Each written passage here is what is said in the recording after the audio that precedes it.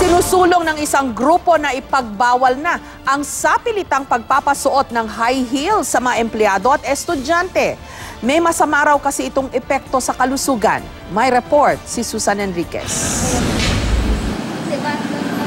Kahit kumikirot ang mga binti dahil sa pagsusuot ng mataas na heels, walang magawa ang magkaibigang Ana at Leia na promo merchandiser ng isang appliance store sa Quezon City. Bukod sa pagkirot ng binti, nagkaka-varicose vein na nga raw sila. Siyempre mas sa amin, mas gusto namin naka-flat kasi nakatayo kami maghapon.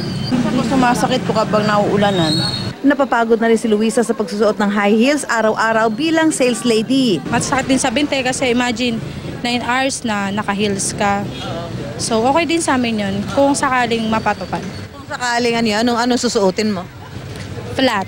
Kaya natuwa ang tatlo sa isinusulong ng Associated Labor Unions ng Trade Union Congress of the Philippines na nawagan ng ALU-TUCP sa Department of Labor and Employment na magkaroon ito ng regulasyon at pigilan ng employer sa pagpapasuot ng high heels sa mga lugar ng paggawa para raw ito sa kalusugan ng mga tauhan. Dapat gumit na dito ang DOLE at pag-aralan nila ng maigi kung ano ba yung tamang height na pwedeng gamitin sa mga empleyado at the same time hindi naman sila mapipiligro at hindi naman sila masasaktan. Sinabi na rin kamakailan ng Labor Secretary. May nakita ba kayong sales girl na nakaupo?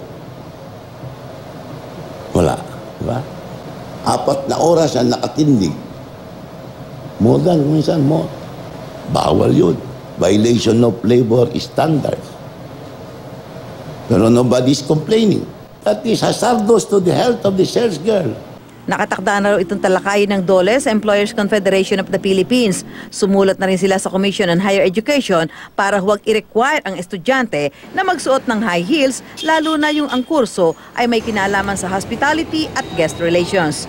Susan Enriquez, GMA News.